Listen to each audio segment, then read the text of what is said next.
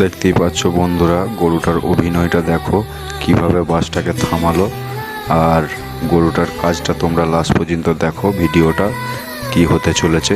তো বন্ধুরা, আমি একটা কথাই বলতে চাই যে এই বাসটার মধ্যে বোম আছে, তার জন্য গরুটা এই মানুষগুলোকে বাঁচাবার জন্য ড্রাইভারের কাছে গেল। দেখতেই পাচ্ছ তো একটা ট্যাঙ্কির মধ্যে বোমটা আছে, ওই বোমটা বাইরে নিয়ে যাবে, কীভাবে বাস্ট করবে তোমরা একটু দেখো।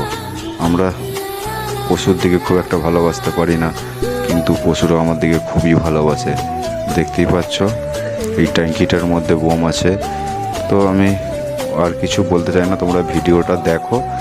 আর এর জন্য একটা লাইক শেয়ার অবশ্যই হবে বন্ধুরা।